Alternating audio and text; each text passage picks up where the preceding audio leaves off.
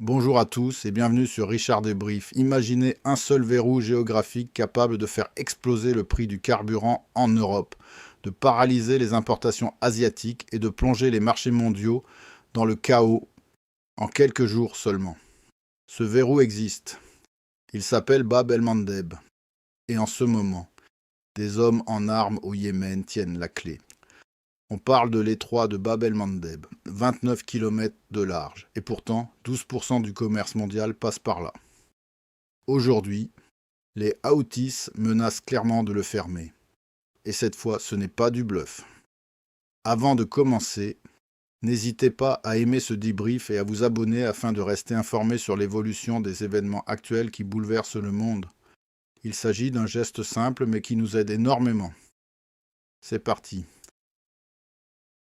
Pour comprendre ce qui se passe, il faut remonter à quelques semaines. Depuis début avril 2026, le fragile cessez-le-feu entre les États-Unis et l'Iran est mis à l'épreuve par des informations faisant état du maintien du contrôle de Téhéran sur le détroit d'Ormuz, malgré les exigences du président Trump d'une réouverture complète et immédiate. Ormuz, c'est le robinet du pétrole du Golfe. Mais pendant que les négociateurs US-Iran tentent de s'entendre à la table de discussion, une autre menace prend forme. Plus au sud, le détroit de Bab el-Mandeb relie la mer Rouge au golfe d'Aden. Il constitue une voie vitale pour le transport maritime, notamment pour les hydrocarbures, pétrole et gaz entre l'Europe et l'Asie, et relie indirectement l'Atlantique, la Méditerranée et l'Indien. Environ 12% du commerce mondial en valeur transite chaque année par ce passage. Le détroit transporte 4,8 millions de barils de pétrole par jour et constitue la porte d'entrée sud de la route Suez entre l'Europe et l'Asie. Et voilà ce que tout le monde redoute.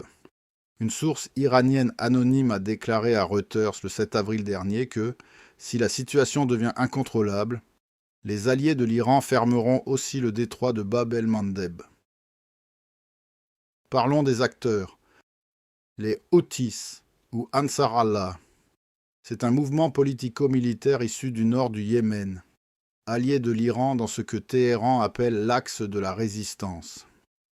Mohamed al-Bouhaïti, membre du bureau politique des Houthis, a déclaré que tout blocage serait limité aux navires liés aux pays engagés dans des hostilités contre l'Iran, le Liban, la Palestine ou l'Irak. Mais attention, selon l'expert Nachum Shilo, les Houthis ne sont pas un simple prolongement de Téhéran. Contrairement au Hezbollah, ils agissent selon leurs propres intérêts stratégiques.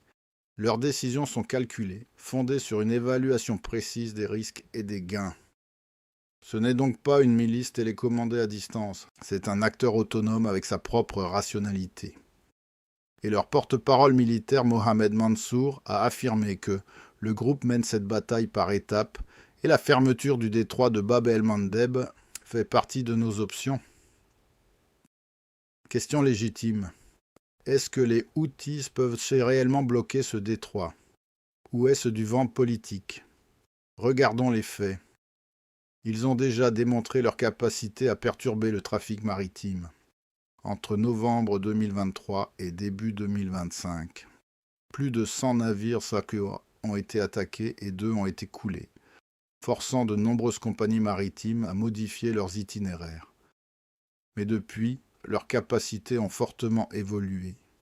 Les Houthis disposent désormais de missiles balistiques anti-navires à portée de 200 km fournis par l'Iran, de missiles de croisière rasant la surface et de drones kamikazes capables de frapper des navires partout dans le sud de la mer Rouge et à l'approche de Bab el-Mandeb.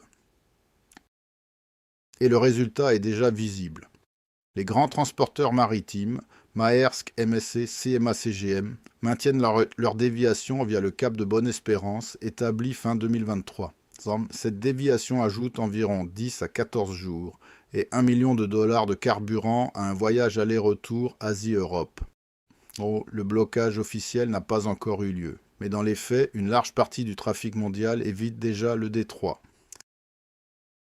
Maintenant, le vrai sujet qui nous concerne tous, Qu'est-ce qu'un blocage combiné Hormuz plus Bab el-Mandeb signifierait concrètement pour nous? Une perturbation combinée de ces deux détroits bloquerait environ 30% du transport de conteneurs mondial de ces routes normales et menacerait environ 22% de l'approvisionnement mondial en pétrole. Le commerce combiné à risque est estimé à 10 milliards de dollars par jour. 10 milliards par jour. Laissez ça rentrer. Elizabeth Kendall, spécialiste du Moyen-Orient et présidente du Girton College de l'Université de Cambridge, a qualifié ce scénario de cauchemar. Si vous avez des restrictions sur le détroit d'Ormuz en même temps que des escalades à Bab el-Mandeb, vous allez réellement perturber, voire paralyser, le commerce vers l'Europe. Si les navires sont contraints de contourner l'Afrique par le cap de Bonne-Espérance, cela ajoute entre 4000 et 6000 milles nautiques au voyage et retarde les livraisons jusqu'à 20 jours. Le résultat serait une forte hausse des coûts de fret, des perturbations significatives des chaînes d'approvisionnement et une volatilité accrue sur les marchés énergétiques mondiaux. Et pour vous, concrètement, prix du carburant en hausse, inflation sur les produits importés, délai sur les livraisons. L'économie mondiale tourne à flux tendu. Ces détroits sont les veines jugulaires du système. Face à cette menace, la communauté internationale n'est pas restée inactive. Djibouti est devenu un hub de sécurité partagé en accueillant une forte concentration de bases militaires étrangères, notamment Camp Lemonnier pour les États-Unis, la base de soutien de l'armée populaire de libération chinoise, des installations françaises et une base japonaise.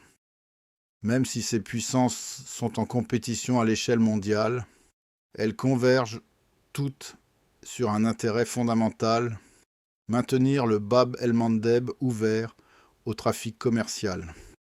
Cette logique est renforcée par des groupes navals comme l'opération Prosperity Guardian, dirigée par les États-Unis, et l'opération Aspides de l'OUE, qui visent toutes deux à protéger la navigation commerciale des attaques des Houthis.